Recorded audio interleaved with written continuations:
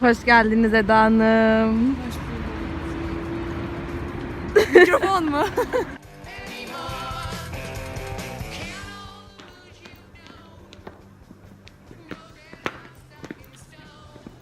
Selam. Hepinize merhaba arkadaşlar, kanalıma Hoş geldiniz.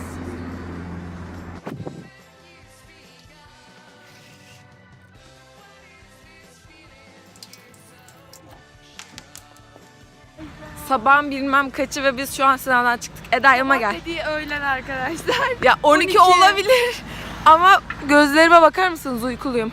Şu an mukbang çekmek için şeye gidiyoruz.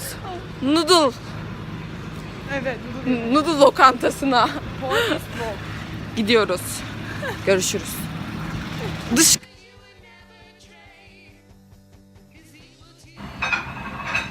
Ezgi ile Adım Adım kanalına hoş geldin.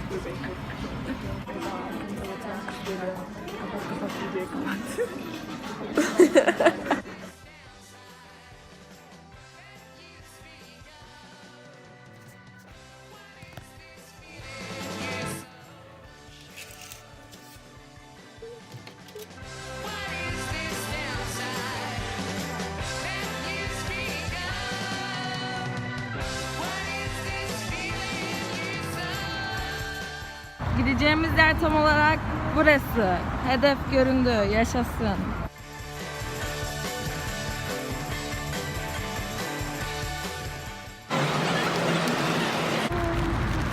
Fuardan çıktım. Dünyanın en gereksiz sırasını falan çekmiş olabilirim ki ilk defa fuarda sırayla karşılaştım. Aldıklarımı size şey yapacağım. Çıktık. Bir sürü. Alışveriş yaptığım yerler, şeye gittim, çizgi düşlere gittim. Parodiden bir şeyler aldım. İş Bankası'ndan aldım. İtaki'den aldım. Bir de yayın evini unuttuğum bir yerden daha aldım. Onları size göstereceğim.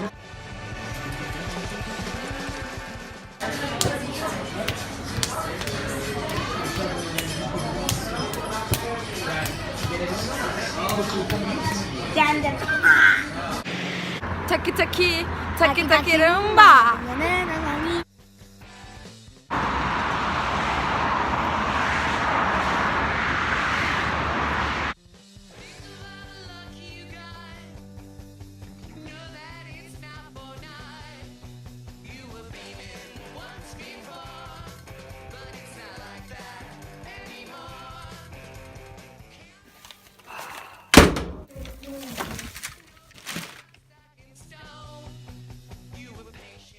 Toplam 100 lirayla gitmiştim kitap fuarına. Kitap fuarı gerçekten mükemmel. Çok tanışmak istediğim insanlarla tanıştım, fotoğraf çekildim. İnanılmaz samimilerdi.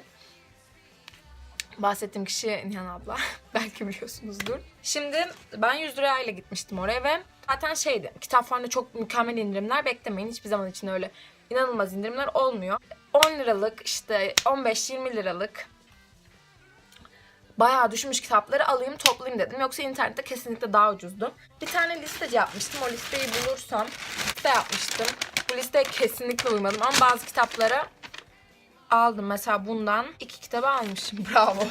Bayağı iyisin Ezgi. 100 lirayla gittim ve toplam 5 kitap, bir tane de çizgi roman almışım. Bunlar hangi kitaplar diye şey yapmayın. Bunları da ayrı bir video çekeceğim. Böyle göstereyim şimdilik.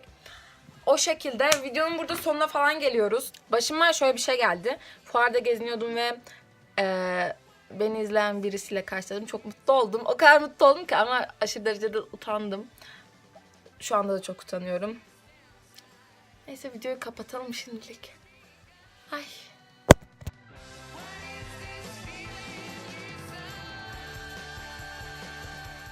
Dans ederek girelim. Gel. Sen oradan geleceksin, ben buradan böyle dans edeceğiz oradan. Git git, gözüküyorsun hala, git. Hazır mısın? Başla.